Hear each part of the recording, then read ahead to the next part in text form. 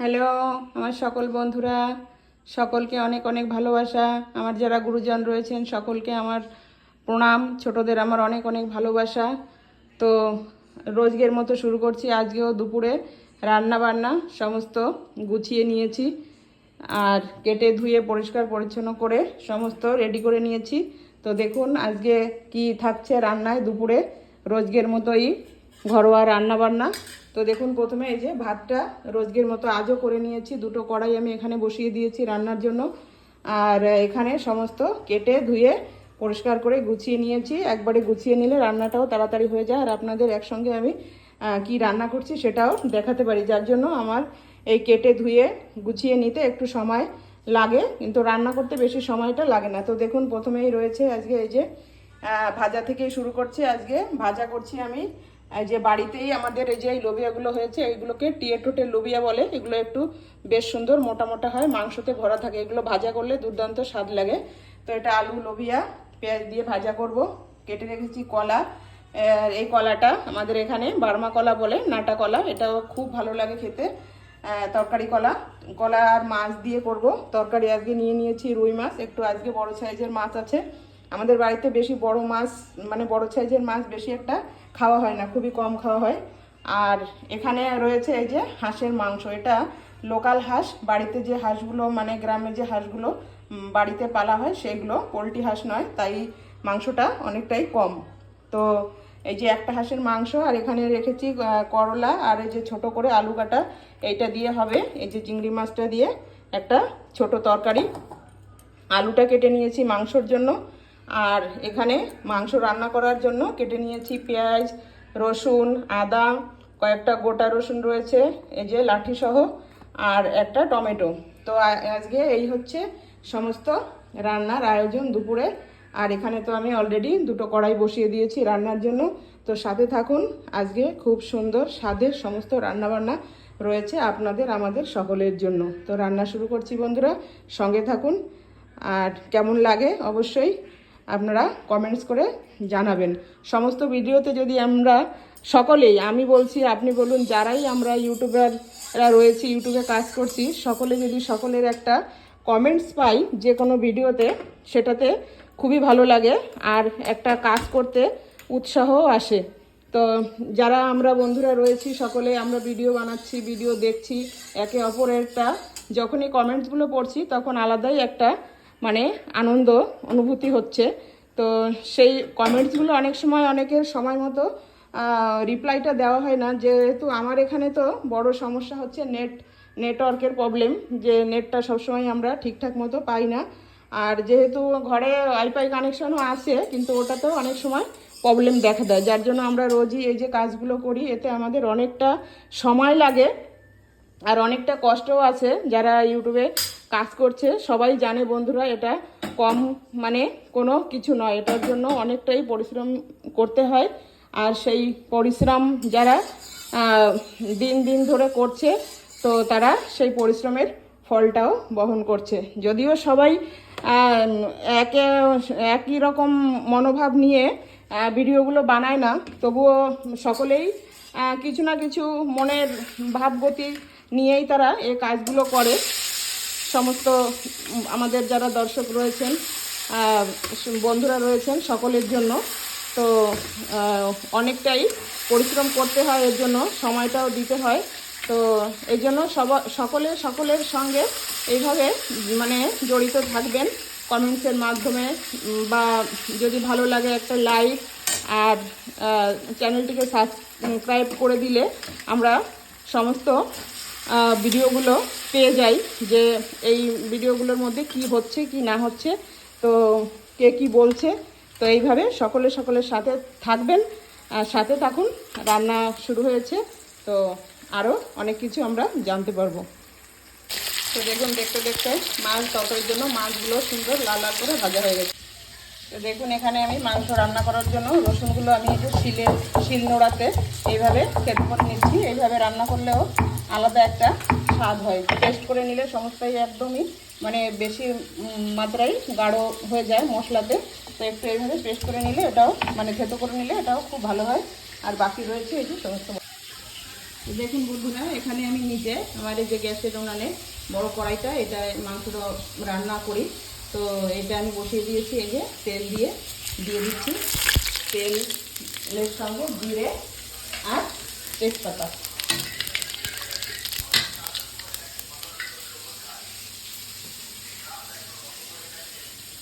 তার সঙ্গে এই যে দিয়ে দিচ্ছি কেটে রাখা পেঁয়াজ রসুন আর টমেটো। আদাটা দিচ্ছি না, আদাটা আমি গ্রেট করে এর মধ্যে দিয়ে দেবো।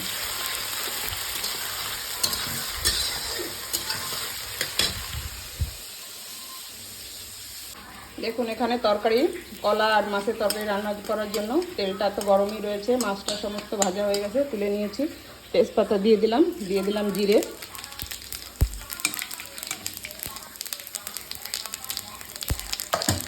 মাছটা ভেজে আমি এই যে গামলাতে তুলে নিয়েছি সুন্দর করে, দিয়ে দিচ্ছি তেলের মধ্যে কেটে রাখা কলাগুলো। এখন আমি সমস্ত কিছু দিয়ে রান্না করবো কলা মাছের। পাশাপাশি এদিকে আমি লোবিয়া ভাজাটা বসিয়েছিলাম, লোবিয়া ভাজাটাও এখানে প্রায় হয়ে গেছে, আর একটু হলেই হয়ে যাবে।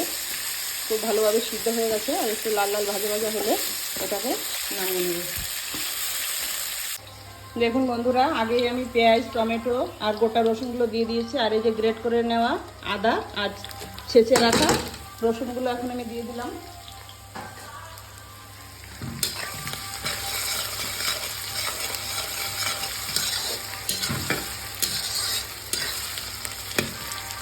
দিয়ে একটু সুন্দর করে নেড়ে চেড়ে নেব। পেঁয়াজগুলো দেখুন সুন্দর লাল লাল একটু ভাজা হয়ে গেছে। তো এর মধ্যে আমি এখন দিয়ে দেব মাংস রান্না করার জন্য মাপ মতো হলুদ, লবণ,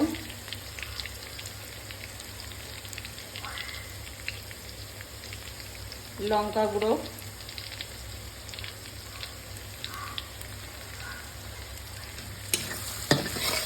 দিয়ে একটু নেড়ে নেব হালকা করে। বেশি সময় নাড়াচাড়া করবো না, কেন এটার মধ্যে জল দেওয়া নেই।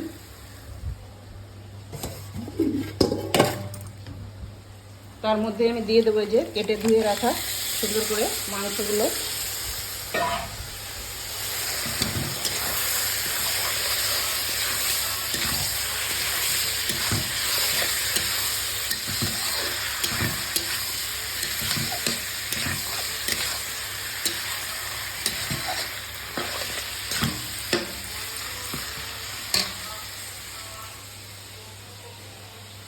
মাংসতে দেওয়ার জন্য যে আলুগুলো কেটে রেখেছিলাম সেটাও আমি এর মধ্যে এখনই দিয়ে দেবো।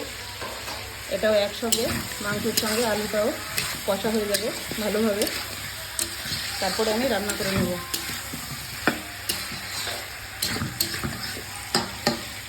তো এই পদ্ধতিতে আমার মতো শর্টকাটে আলাদা আলাদা কিছু না করে একবারেও সমস্ত কিছু দিয়ে রান্না করা যায়। তো এই যে ঢেকে দিচ্ছি, তারপরে দেখুন কীভাবে। তো দেখুন বন্ধুরা, আমার লোবিয়া আর আলু, পেঁয়াজ, কাঁচা লঙ্কা আর একটু হালকা মিক্স মশলা দিয়ে ভাজা হয়ে গেছে সুন্দর লাল লাল। আমি বেশি এতে মশলা, গুঁড়ো লঙ্কা তেমন কিছুই বেশি কিছুই ব্যবহার করিনি, হালকা। কেন কি আমি যদি বেশি মশলা দিয়ে রান্না করি দেখতে সুন্দর লাগবে, কিন্তু খেতে হবে আমাদের এটাই। অল্প হালকা ফুলকা মশলা দিয়ে সবসময় রান্না করার চেষ্টা করা খুবই ভালো। তো দেখুন বন্ধুরা, এদিকে আমি কলার তরকারিটা বসিয়েছিলাম, কলার তরকারিটা হয়েই গেছে। তো কাঁচা লঙ্কা আর এই যে জিরে, ধনে, তেজপাতা, গোলমরিচ সমস্ত যে একটা মিশ্রণের গুঁড়ি, সেগুলো দিয়ে ভাজা মশলা এটা দিয়ে আমি একটু ফুটিয়েই নামিয়ে নেব আমার স্বাদের কলার তরকারি। তো আজকে কলার তরকারিটা আমি বোম্বাই লঙ্কা দিয়েছি, বোম্বাই লঙ্কার ঘিয়ে যে বোম্বাইগুলো আছে সেটাই। এত সুন্দর একটা সেন্ট আসছে, আপনাদের কি বলবো, খেতে খুবই মনে হচ্ছে সুস্বাদু হবে, আর কালারটাও ভালো লাগছে। আর এদিকে দেখুন দিয়ে দিয়েছি কড়াইতে আমি তেল গরম হয়ে গেছে, দিয়ে দিচ্ছি কিছুটা রাঁধুনি, দিয়ে দিচ্ছি তার মধ্যে এই যে থেতো করা 2-3টে কোয়া রসুন। এটার মধ্যে অল্প তেল দেওয়া আছে, এটা একটা হালকা ছোট করে একটা তরকারি হবে, মায়ের জন্য রান্না করছি। রসুনটা একটু ভাজা করে নেব, এটা আমি একবারেই সম্বর দিয়ে মানে রসুন সব কিছু দিয়ে মাছ দিয়ে একবারেই বসিয়ে দেবো তরকারি। তো রসুনটা দেখুন লাল লাল ভাজা হয়ে গেছে, দিয়ে দিচ্ছি আপনাকে চিংড়ি মাছ।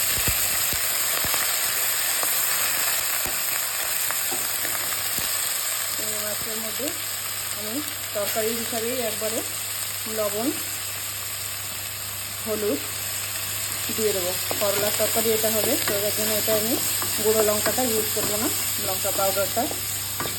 তো চিংড়ি মাছকে বেশি সময় ভাজা করার কোনো প্রয়োজন থাকে না, এটা একটু ভাজা হলেই রান্না করা যায়। তো দেখুন ভাজা হয়ে গেছে।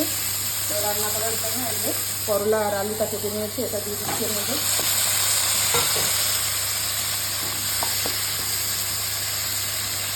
দিয়ে একটু মিশিয়ে দিলাম, এবার ঢাকা দিয়ে দেবো।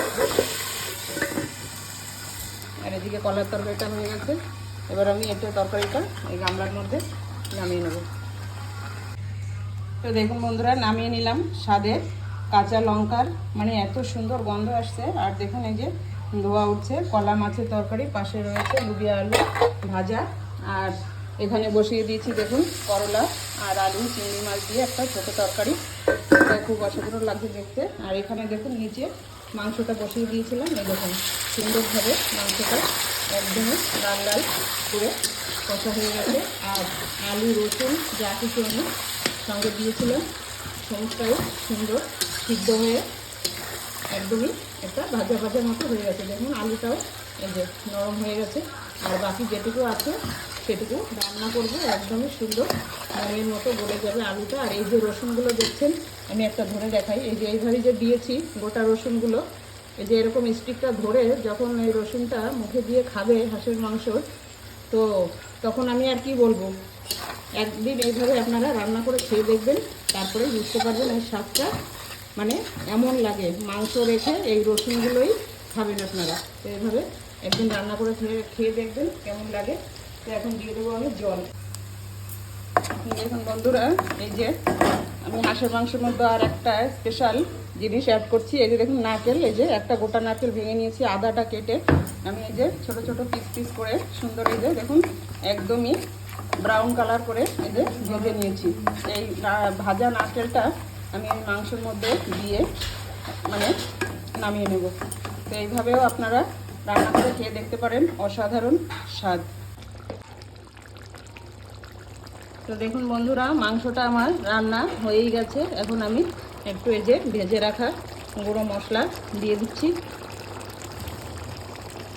যার মধ্যে সমস্তটাই অ্যাড করা আছে।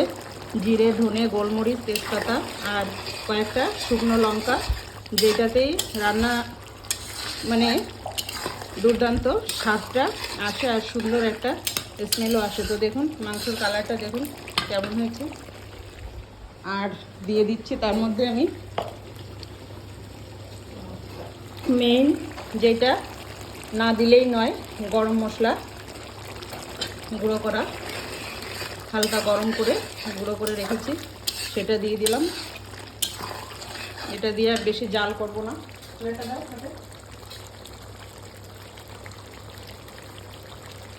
আর এই দেখুন তার মধ্যে স্পেশাল এটা, এই যে ভেজে রাখা একদমই সুন্দর লাল লাল করে এই যে নারকেলের কুচিগুলো। তো এই নারকেলটা দেওয়ার পরেই এই যে মাংসর মধ্যে এত সুন্দর একটা আলাদা একটা ফ্লেভার আপনারা পাবেন, সেটা একদিন আপনারা এইভাবে রান্না করে খেয়ে দেখবেন। আর ঝোল আমি তেমন বেশি একদমই রাখবো না, হাঁসের মাংসতে অনেকটা পাতলা ঝোল থাকলে ভালো লাগে না। তো এই যে এইরকমই ঝোল থাকবে। হয়ে গেছে আমার পুরোপুরি মাংসটা রান্না। তো কেমন লাগলো আপনারা বলবেন অবশ্যই কমেন্ট করে।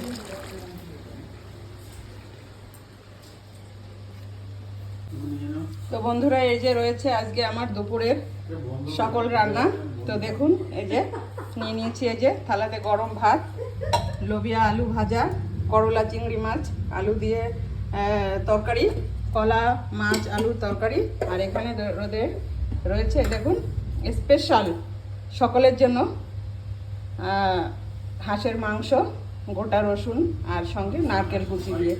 তো কেমন লাগলো আজকের রান্নাগুলি অবশ্যই আপনারা কমেন্টস করে জানাবেন। আর আমি যেইভাবে আজকে এই মাংসটা রান্না করলাম একবার খেয়ে দেখবেন কেমন লাগে। তো রাখছি বন্ধুরা, সঙ্গে থাকবেন।